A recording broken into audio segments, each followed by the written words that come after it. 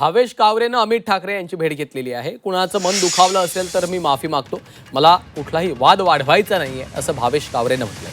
ताडदेवमधील घराच्या जाहिरातीवरनं एक मोठा वाद निर्माण झालेला होता. सोशल मीडियावरनं त्यावर एक मोठा संतापही व्यक्त करण्यात आलेला होता आणि त्यानंतर आता भावेश कावरेनं अमित ठाकरे यांची भेट घेतलेली आहे. ही दोन दृश्य आपण पाहतोय. हीच ती पहिली जाहिरात आहे. हेच ते रील आहे जे सोशल मीडियावर अपलोड झालं. त्यावरनं एक मोठं वाद निर्माण झाला आणि त्यानंतर आता भावेश कावरे अमित ठाकरेंच्या भेटीला पोहोचले.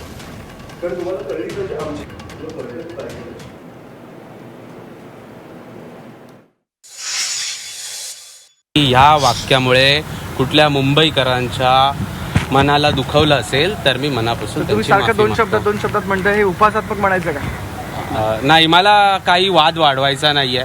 ओके, शब्दाला शब्द नाही द्यायचा, म्हणून मी आता काय नक्की भूमिका ओव्हरऑल सगळ्या गोष्टी नाही यापुढे काय करणार? ह्याच्या पुढे मी प्रत्येक मराठी माणसाला मी आत्तापर्यंत घर देत आलोय, पुढे देत राहणार आणि पुढेही मराठी माणसांना घर देत राहणार. एकूण